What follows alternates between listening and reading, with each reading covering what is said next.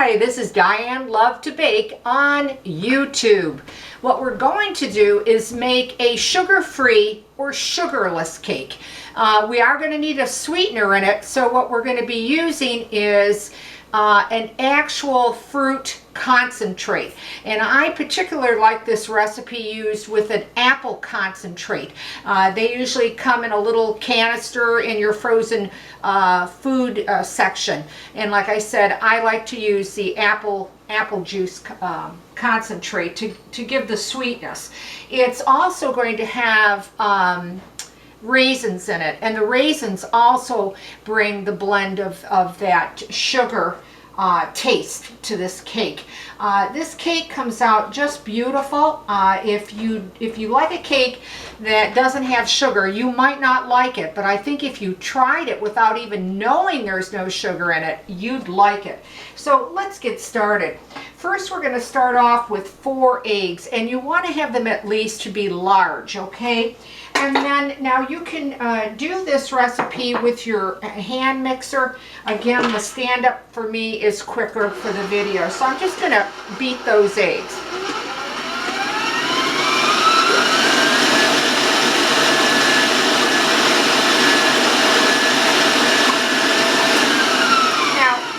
Eggs till they really become very light and fluffy, so it will take you a few minutes.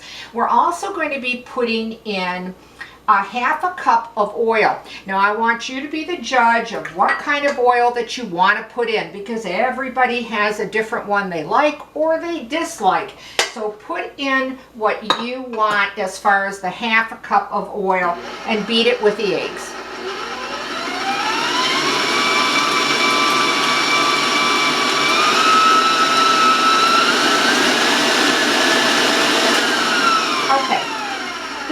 My fruit concentrate that I talked about. It's apple, and you're going to be needing 1 3/4 cups of it, and then also plus 2 tablespoons, okay? And as you can see, it's just slightly melted, but it's not completely melted. You know, it's just that it's easy enough to work with.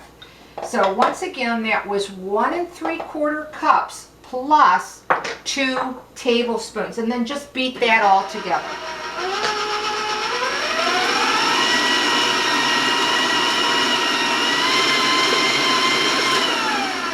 Now, it's going to be a little bit of a switch up because we're going to start putting some of our dry into our wet, but we're going to be putting in cinnamon, and we're going to be putting in 2½ teaspoons of cinnamon.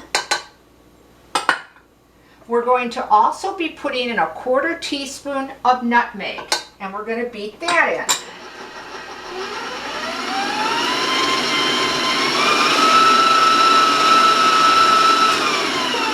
As you see, this recipe, it's so quick. It's so quick to make. It's really amazing. Now, the next thing that you're going to need is 1/3 cup of raisins. Whatever kind of raisins you want to put in. I'm using dark. If you don't want to use dark, you know, it's up to you. But I did put them in my processor so that I could really break them up. So, you know, so they still have some of their integrity to them, but they're quite minced. I mean, that's maybe a better way to put it. And make sure that, you know, you have at least 1/3 cup once they're all minced for you, okay? 1/3 cup of raisins, and then you'll just want to blend that in. Let me break them up a little bit because, you know, they tend to stick together when they're not completely whole anymore.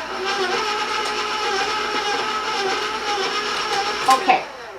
The next thing is flour, of course, and you need all-purpose flour, and you're going to be needing 2 3/4 cups of all-purpose flour, and I'm just going to start slowly putting it in.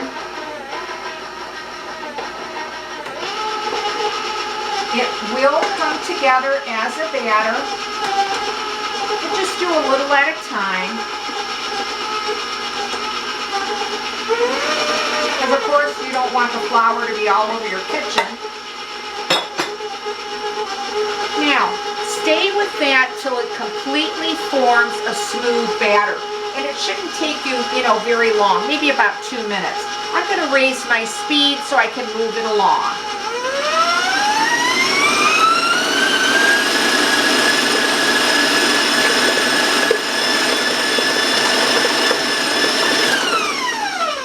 Within that 2 minutes, those raisins are going to completely mix quite evenly into that. I'm just getting to the bottom of my mixing bowl because it tends to stick. Okay, now the very last thing that you're going to put in, and put it in quickly, is your baking soda. And you're going to need 2½ teaspoons of baking soda.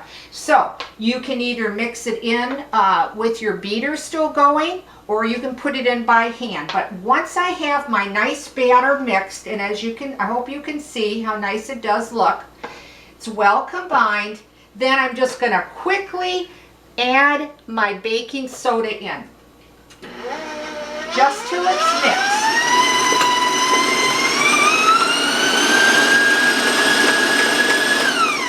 Okay, you don't want to overbeat it. We want the baking soda really to help to make this cake rise. So you don't want to overbeat it once you put that baking soda in. Just make sure it's blended well, but don't beat it really long. You really want to put it in quickly, mix it in quickly, and then get your cake in your pan. Now this cake is going to make 13 by 9. You will want to grease or oil or use your parchment paper for your 13 by 9. If you don't want to make a 13 by 9, you could make two 9-inch square pans, and they're 2 inches tall. Okay, so now I'm just going to just give it a good stir, and it really puffs up. It'll be really light looking when you put this in your pan. Now you're going to bake this cake at 325 degrees, and it's going to take you anywhere from 25 to 28 minutes. It really is going to depend, of course, on your oven. And as you know, all our ovens set up so differently. But I start checking mine around 23 minutes. I want to take the excess off my spatula here with a knife because I don't want to waste any of this batter, and really clean out my bowl to get it all out. Now, you can also put nuts into this cake. I'm making this for an individual that is allergic to nuts, so I'm leaving them out. But you certainly can put nuts in, and what you want to do is you would put in about 1/4 cup of finely chopped walnuts or whatever type of nuts that you want, and I would also put just a little bit of a scant of maybe 1/4 teaspoon of cinnamon, and mix it with your nuts before you put them in your batter. But as I said, this particular cake, I can't put any nuts in it. So once again, 325, a preheated oven, anywhere, the longest is 28 minutes. When it does come out, let it set on a cooling rack for at least 10 minutes before you remove it. Otherwise, you're going to have cracks and it's going to break and that kind of thing. Now, I'm going to rinse my hands quickly because I want to show you the finished product.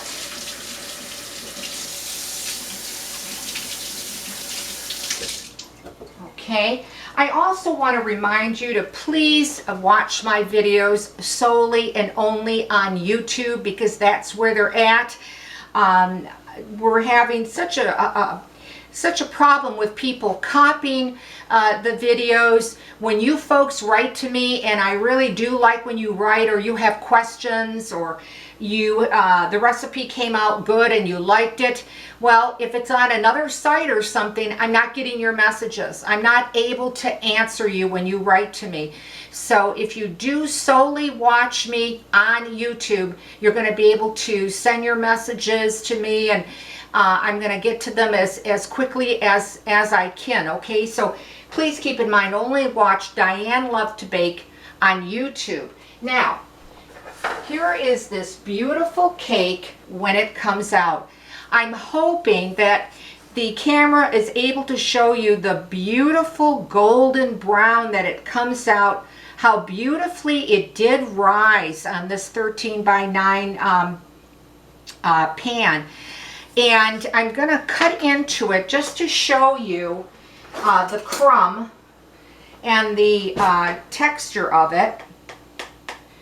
And remember, for a cake that is sugarless, it's just beautiful. Now, when I don't know again if you can see how tall that it baked up, and then also how moist and how soft and delicate the crumb is on this. It's just exceptional. A lot of people feel if you bake a cake without sugar, it's heavy, it's dense, there's no taste to it. Well, not on this cake. In fact, I'm gonna just take a fork here and just to show you, and I hope it'll show you the beautiful flake on this, how light, how fragile this cake is. I don't want to call it a spice cake, yet you did see nutmeg go in and cinnamon, so it does have the quality of a spice cake, but the spices aren't real heavy when you eat them. They're very delicate. It's very flavorful. You'll be able to see the raisins in it. If you decide to put those nuts in it, well, then you'll have those beautiful nuts running through it.